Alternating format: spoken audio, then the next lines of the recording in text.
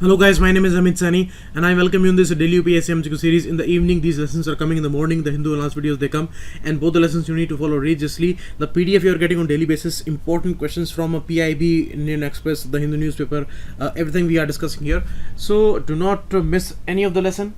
All are important questions, and let's start this issue.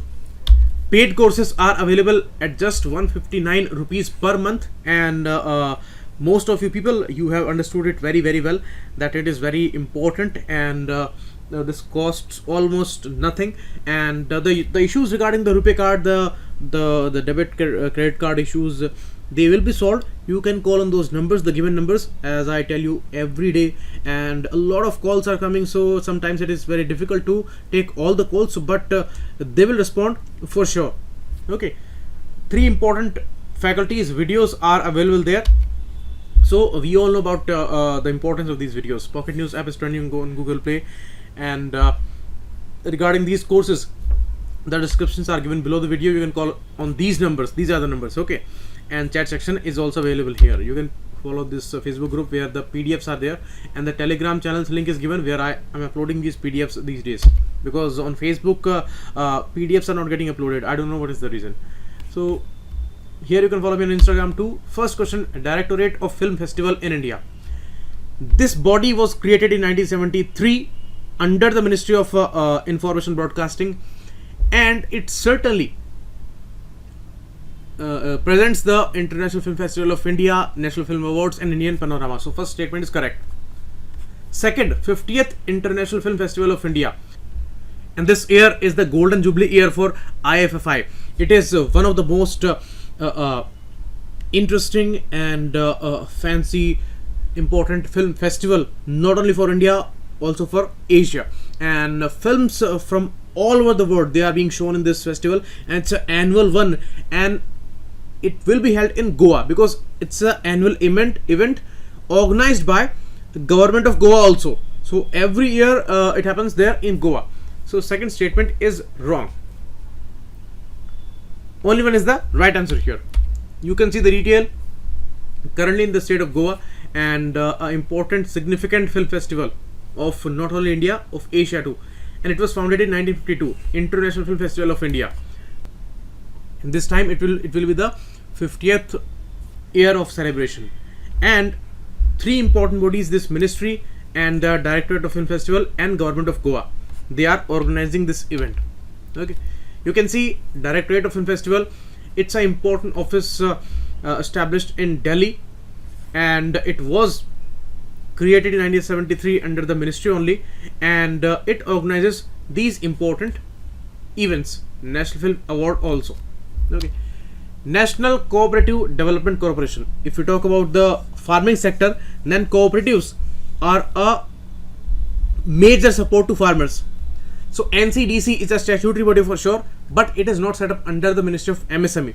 It is the same Ministry of Agriculture and Farmers Welfare, because farmers welfare is impossible without the help of cooperatives. You can take the example of Amul Cooperative, where these farmers who are feeding their cattle out of their farming, and they are taking milk from them and they are selling it in the cooperative. So this is how it's a important example there.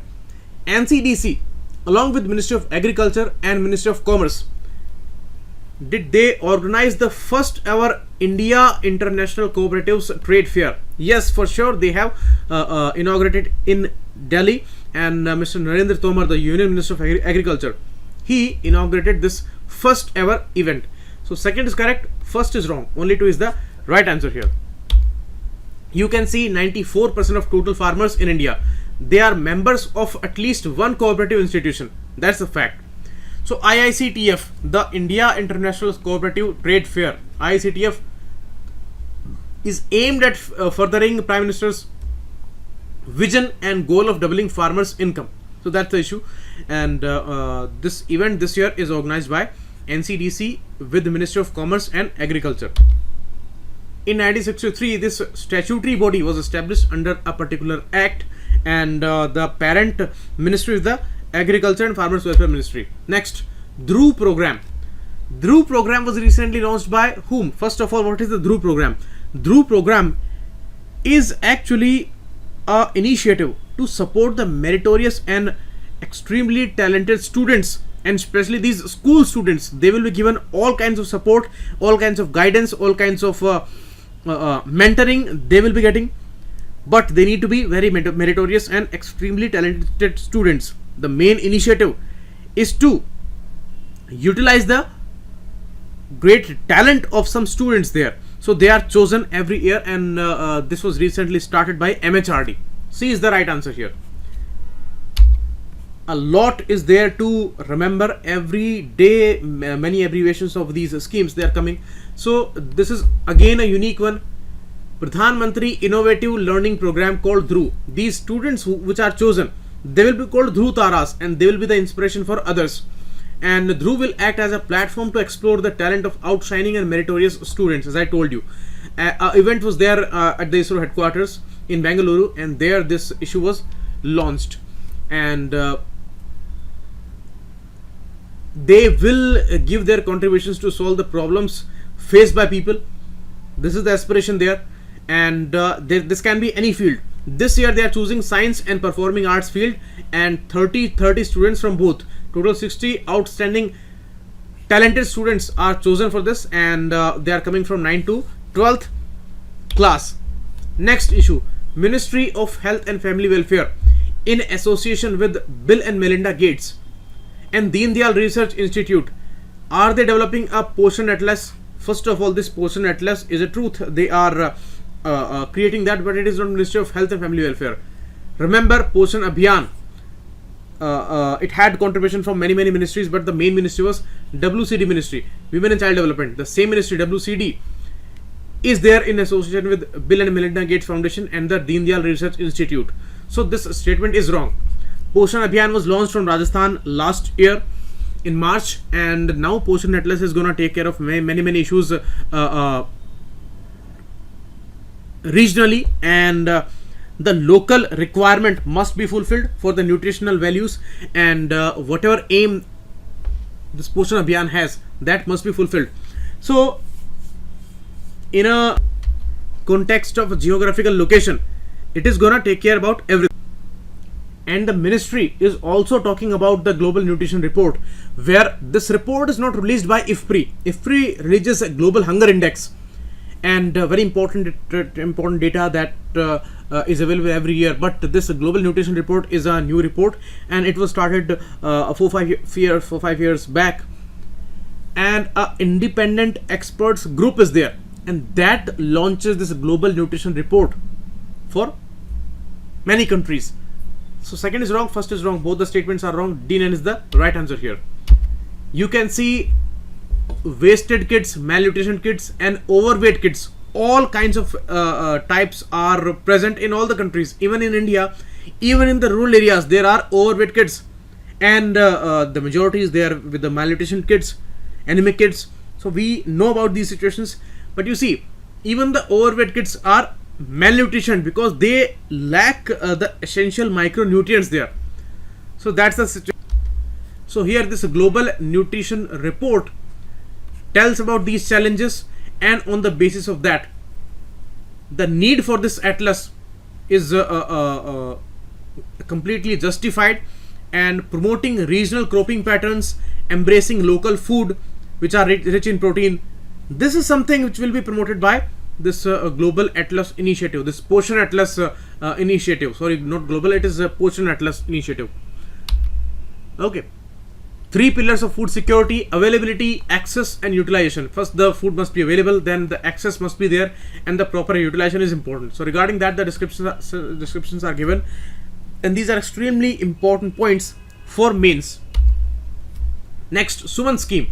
Again, abbreviation. Suman scheme is related to what? Adolescent girls, horticulturist, or pregnant mothers, or none of the above. You see, Suman means the flower. So some people may choose horticulturist, but it is not the correct answer. C is the right answer here. Suman means the Surakshit Matritva Aswashan, means some kind of assurance you are giving. So that's Suman, to provide quality healthcare at zero cost to pregnant women and new mothers and newborns. and this is a very challenging phase, and a lot of schemes are going on, like the Janani Suraksha Yojana and all these things where financial help is given. But here all these medical facilities, they must be available at no cost. That's the main aim there. So the benefits, features which are given here, you can go through that, and a separate information regarding the maternal mortality rate and the IMR rate is here, that maternal mortality rate has declined from 254 per lakh live births in 2004-06 to 130 in 14-16. Means there is a huge change. Almost half these numbers are now. And regarding the infant mortality rate, that is a very crucial parameter there. So there, that was 66 per thousand. Note this is per thousand, and that was per lakh. Per thousand it was 66, now it is 34. So just half these numbers are, but still the challenges remain. So that's why Suman scheme is important. Next, the third pole. I was discussing this issue 2 days back in the morning session, and I was telling you how the Himalayan region is having all the big glaciers apart from these North Pole and South Pole. So that region is the real third pole there, and all the issues related with the poles, they are felt there. The climate change is really affecting this region, and 40% of this Hindu Kush Himalayan region is a protected area, and billions of people's life is dependent on the rivers which are flowing from these glaciers. So the impact of climate change is extreme important issue. So C is the right answer here, and you can see a lot of important things are here. This is called third pole for a very important region. 14 peaks above 8,000 meters, source of 10 major rivers, highest mountains, important ecological buffer it is, and these are formidable biodiversity issues which are present here in this region. And recently IMD, Indian Meteorological Department, decided that it is going to collaborate with Pakistan and China's meteorological agencies there, so that we can manage this area, and it's extremely important area, and here they can work in a very collaborative manner, and that's our ultimate need. A third pole environment program was also launched in 2009, and it was also focusing on the same issue there. So extremely vulnerable area, and these all points are important for mains and prelims both, and they may ask you some kind of details like the 40% area is a protected area, and the cold region which is there, which is having all the layers of vegetations, and all kinds of vegetations are actually found according to the height. The differences in the vegetation according to latitudes, these types are found here on the basis of altitude. So that's why it's a very unique area, and it is totally justified that we call it a third pole there. Okay, next, Great Green Wall Initiative. In India, recently we heard about this Green Wall Initiative, but this question is regarding Great Green Wall Initiative, and that is related to Africa. And D is wrong, obviously. These two, Namibia and Sahel, these two are in Africa. Atacama is there in South America. So this is also wrong. But this issue, Great Green Wall Initiative, was a very important mission for a particular cause, to stop the Sahara Desert's extension. Sahel region was important here. There they started to build a stripe of land which will be totally green, and that will be stopping the middle region from becoming a desert, because the Sahara's speed is very fast, and this started in 1950s only, and this C is the right answer. You can see all these countries are involved here, and through this region they will stop the desertification by planting trees. So it will be a totally green after many years. Till now it is not completed, only 15% I think it is completed till 16, but that's a very crucial issue.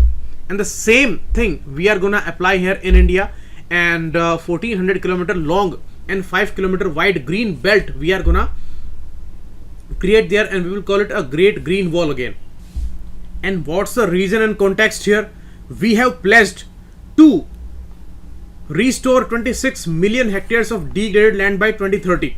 the COP14 which happened for UNCCD, where we pledged for it, and first we pledged 21 million hectares, then additional 5 million hectares we pledged, and then more we pledged there.